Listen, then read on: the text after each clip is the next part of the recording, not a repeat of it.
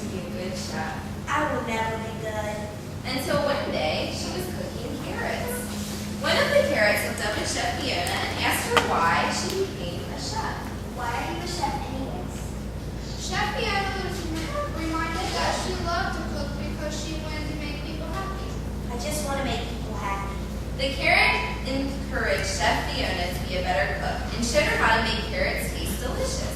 After all, carrots were made to be eaten. I'm a carrot. I'm supposed to be eaten.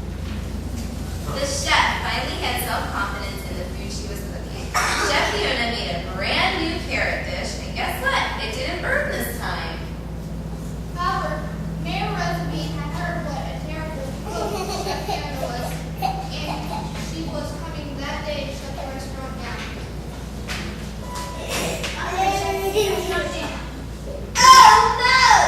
Before the mayor could say anything else, the chef gave Mayor Rosalie some carrots to try. These are amazing. The mayor was so impressed with the delicious dish that Chef Fiona's restaurant wasn't shut down. Chef Fiona kept the restaurant open. Yes! Eventually, Chef Fiona became a world-famous chef and got her own cooking show called Chef Fiona's Carrot Cuisine. The end.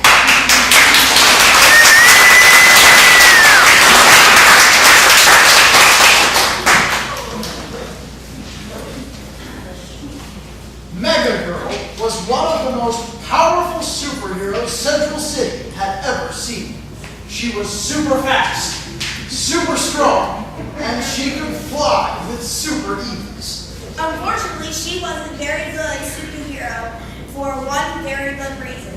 You see, sometimes when she went to break up crimes, she would swoop down from the sky and shout, Stop! and completely stop the wrong person. It happened so often that the police had to get involved. They tried to stop her, but Mega Girl just thought they were more bad guys. When Mega Girl heard about what she had done, she was devastated. All day long, she flew around the city, but stopped fighting crime because she wasn't sure who to stop. She became mopier and mopier and mopier. To make matters worse, people began to laugh at Mega Girl. They all thought she was a big joke. They would shout things like dummy and loser and... However, not everyone in Central City was that mean. In fact, there was one person who could come to the superhero rescue.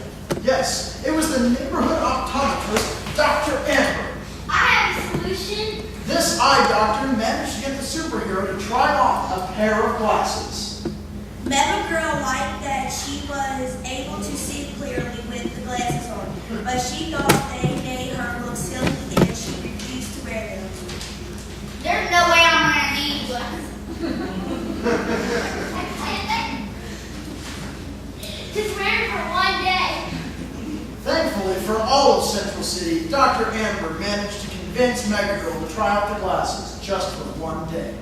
With her new glasses on, the hero took off into the sky. It wasn't long before she spotted a crime and swooped down to stop it. And this time she stopped the right person. Mega Girl had saved the day.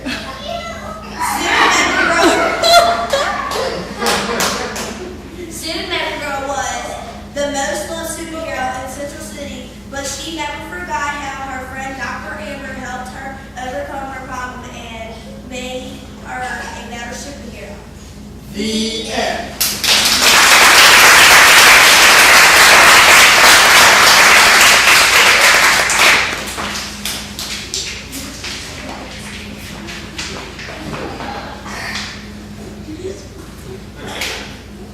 Once upon a time, there was a monster named Honeybug.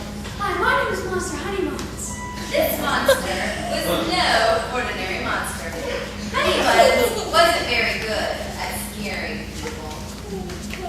Honeybuzz wasn't very good at scaring people. You're hilarious. Honeybug felt like he failed as a monster.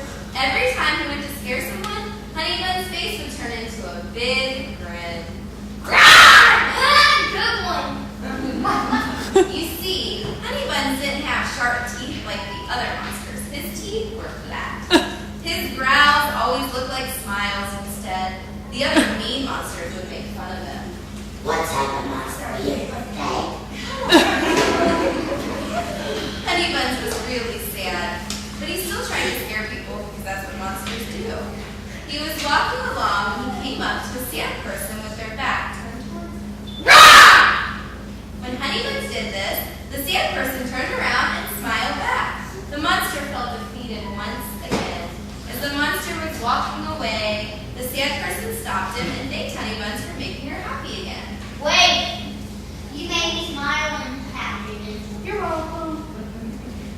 Was now happy all because of Honey Buns. She had an idea for Honey Buns. What if the monster could become a comedian? What if you could become a comedian because you made me fun? And that's what the monster did. Honey Buns may have been a really lousy monster, but he sure was a fantastic comedian. Thank you for coming out, folks. Have you ever heard of a chicken crossing the road?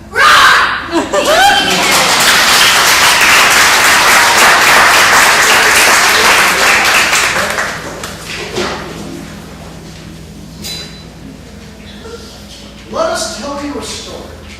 A story with the most peculiar changes.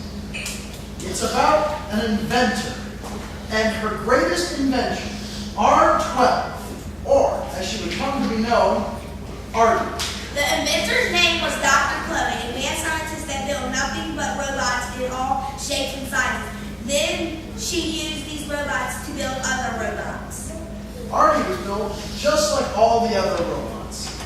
Once she was finished, she was put to work on the assembly lines, building robots every day. But there was one thing wrong with Artie. She was a robot that could feel like a human. She wasn't sure what it was at first, but all she wanted to do was to go outside of the factory and play in the world around her. She asked Dr. Chloe if she could go outside, but the mad scientist scowled and said, Get back to work! Artie knew she was a robot. Artie knew she was a robot and that she wasn't supposed to feel this way. So she asked her fellow workers if they had feelings too, and they only told her, Get back to work! Artie was now beginning to feel really sad. Day after day, she had to build robot after robot, and she never got to play. Some days the work was just boring. On other days the work was exhausting. And on other days, she actually had a little fun putting the parts together. it was on one of these fun days that she came up with her brilliant plan. Artie figured that if she was built here and she wanted to have fun, she would just build other robots that wanted to have fun, just like her. She worked and worked, not stopping all day. She even got some of the other robots to help her. Soon, the entire factory was jam-packed with fun-loving party robots having a good time. Even the old robots couldn't help but to dance and boogie with all of the new robots. The fun stopped, though, as soon as Dr. Chloe came in to see what was going on. Everybody froze right where they were as they watched her face turn from confused to angry to sad. And then a little smile began to form. She tried her best to hide it, but she couldn't anymore. She tilted her head back and shouted, Let's party! Artie became Dr. Chloe's official party bot, and none of the robots had to slave away in the factory ever again.